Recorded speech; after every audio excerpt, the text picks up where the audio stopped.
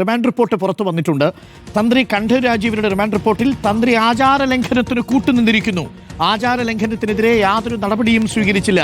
കട്ടളപ്പാളി കൊണ്ടുപോകാൻ ഒത്താശ ചെയ്തിരിക്കുന്നു എന്നുള്ള വിവരമാണ് ഇപ്പോൾ പുറത്തു വന്നിരിക്കുന്നത്. അതാണ് ആ കേസ്. ദ്വാരപാലക ശില്പപാളികളല്ല, കട്ടളപ്പാളി കൊണ്ടുപോകാൻ ഒത്താശ ചെയ്തു എന്നുള്ളതാണ്. ഒത്താശ എന്ന് പറയുമ്പോൾ അതൊരു ഗൂഢാലോചന അടക്കം വരും എന്നാണ് നമ്മൾ മനസ്സിലാക്കുന്നത്. ഉണ്ണികൃഷ്ണൻ പോറ്റിക്ക് പാളികൾ കൈമാറിയത് താന്ത്രിക വിധികൾ പാലിക്കാതെയാണ്. ദേവന്റെ അനുജ്ഞ വാങ്ങിയില്ല. ദേവസ്വം ബോർഡ് പോറ്റിക്ക് പാളികൾ കൈമാറിയപ്പോൾ തന്ത്രി തടഞ്ഞില്ല. പാളികൾ കൊണ്ടുപോകാൻ കുറ്റകരമായ മൗനാനുവാദം നൽകി. ഹരി നമുക്കൊപ്പം ചേരുന്നുണ്ട്. ഹരി, വളരെ പ്രധാനപ്പെട്ട വിവരമാണ്. ഇപ്പോൾ റിമാൻഡ് റിപ്പോർട്ട് പുറത്തു വന്നിരിക്കുന്നു. എന്താണ് റിമാൻഡ് റിപ്പോർട്ടിൽ പറയുന്ന പ്രസക്തമായ ഭാഗങ്ങൾ?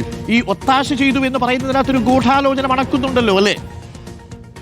തീർച്ചയായിട്ടും വരുന്ന ഇതിൽ ഏറ്റവും പ്രധാനപ്പെട്ട കാര്യം കട്ടിളപ്പാളികൾ കൊണ്ടുപോകാനുള്ള സഹായം ചെയ്തു എന്നുള്ളതിനപ്പുറത്തേക്ക് തന്ത്രി ശബരിമലയിലെ ആചാരം ലംഘിച്ചു എന്നുള്ള കണ്ടെത്തൽ കൂടിയാണ് SIT നടത്തുന്നത്. തന്ത്രി ആചാര ലംഘനത്തിന് കൂട്ടുനിന്നു. ആചാര ലംഘനത്തിനെതിരായി വന്ന നടപടികൾക്കെതിരെ ഒരു തരത്തിലുള്ള വിയോജിപ്പും രേഖപ്പെടുത്തിയില്ല. അതിന് കൂട്ടുനിൽക്കുകയായിരുന്നു തന്ത്രി ചെയ്തത് എന്നുള്ളതാണ് പ്രധാനപ്പെട്ട കണ്ടെത്തലായി SIT കോടതിയെ അറിയിച്ചിരിക്കുന്നത്. കട്ടിളപ്പാളി, അതായത് ആദ്യം കൊണ്ടുപോയത്, ശബരിമലയിൽ നിന്ന് ആദ്യം കൊണ്ടുപോയത് കട്ടിളപ്പാളിയാണ്. അത് കൊണ്ടുപോകുന്നതിന് വേണ്ടി ഉണ്ണികൃഷ്ണൻ പോറ്റിക്കും മറ്റു പ്രതികൾക്കും ഒപ്പം ചേർന്നുകൊണ്ട് ഒത്താശ ചെയ്ത് കൊടുക്കുകയായിരുന്നു എന്നുള്ളതാണ് ഏറ്റവും പ്രധാനപ്പെട്ട ഒരു കണ്ടെത്തലായി പുറത്തുവരുന്നത്. ഉണ്ണികൃഷ്ണൻ പോറ്റിക്ക് പാളികൾ കൈമാറിയത് ഒരു വിധത്തിലുള്ള താന്ത്രിക വിധികളും പാലിക്കാതെയാണ് എന്നുള്ളതാണ് SIT ചൂണ്ടിക്കാണിക്കുന്നത്. ആ താന്ത്രിക വിധികളുടെ അവസാന വാക്ക് തന്ത്രിയാണ് എന്നിരിക്കെ അതിൽ ഒരു തരത്തിൽ പോലും അത് പാലിക്കാതെ ഉണ്ണികൃഷ്ണൻ പോറ്റിക്ക് കൊടുത്തുവിടാൻ വേണ്ടിയുള്ള അനുമതി നൽകുകയായിരുന്നു. അതായത് ദേവസ്വം ബോർഡിന് അനുമതി നൽകുകയായിരുന്നു തന്ത്രി ചെയ്തത്. ദേവന്റെ അനുജ്ഞ വാങ്ങാതെയായിരുന്നു ഇത്തരത്തിൽ ആചാര ലംഘനം നടത്തിയത് എന്നുള്ള വളരെ പ്രധാനപ്പെട്ട ഒരു കണ്ടെത്തൽ കൂടി SIT നടത്തിയിരിക്കുകയാണ്.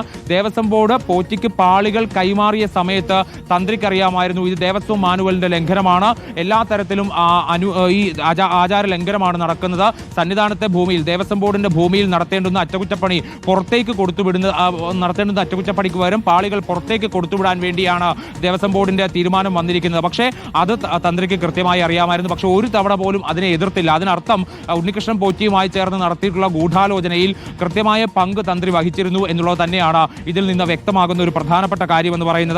ഒരു കുറ്റകരമായ മൗനാനുവാദമാണ് നൽകിയിരിക്കുന്നത് എന്നുള്ളതാണ് SITയുടെ വളരെ പ്രധാനപ്പെട്ട നിർണായകമായ ഒരു കണ്ടെത്തൽ. തന്ത്രി ഒരക്ഷരം പോലും മിണ്ടാതെ എല്ലാ തരത്തിലും ഇതിന് കൂട്ടുനിൽക്കുകയായിരുന്നു ചെയ്തത്.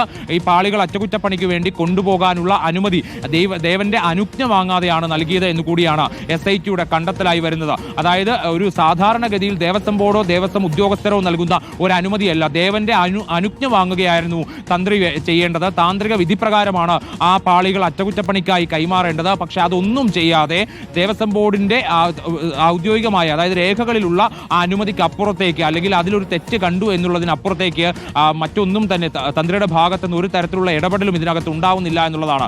എതിർക്കപ്പെടേണ്ടത് എതിർക്കാതെ മാറി നിന്നുകൊണ്ട് അതിന് മൗനാനുവാദം നൽകുകയായിരുന്നു തന്ത്രി ചെയ്തത് എന്നുള്ളത് SIT ചൂണ്ടിക്കാണിക്കുന്നു. കൊല്ലം വിജിലൻസ് കോടതിയിൽ സമർപ്പിച്ചിട്ടുള്ള റിമാൻഡ് റിപ്പോർട്ടിലാണ് ഇത്തരത്തിൽ പ്രധാനപ്പെട്ട നിർണായകമായ ഒരു കണ്ടെത്തൽ SIT നടത്തിയതായി നമുക്ക് മനസ്സിലാക്കാൻ സാധിക്കുന്നത്.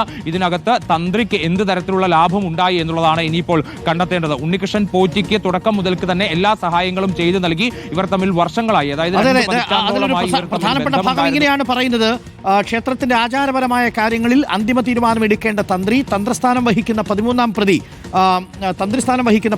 പ്രതി രാജീവ് തന്ത്രി കണ്ഠർക്ക് രാജീവിന് ദേവസ്വം ബോർഡ് ഉത്തരവിന്റെ അടിസ്ഥാനത്തിൽ 1ാം പ്രതി ഉണ്ണികൃഷ്ണൻ പോറ്റിക്ക് മേൽപ്പറഞ്ഞ മുതലുകൾ കൈമാറുന്നത് തടയുന്നതിനുള്ള നടപടികൾ സ്വീകരിക്കാതെ കുറ്റകരമായ മൗനാനുവാദം നൽകി വീഴ്ച വരുത്തിയിട്ടുള്ളതായും എന്നാണ് അതിൽ പറയുന്ന വളരെ പ്രധാനപ്പെട്ട ഒരു കാര്യം. ഒത്താശ ചെയ്തു, കുറ്റകരമായ മൗനാനുവാദം നൽകി, അല്ലെങ്കിൽ കുറ്റകരമായ മൗനം പാലിച്ച് അനുവാദം നൽകിയിരിക്കുന്നു എന്നുള്ളതാണ്.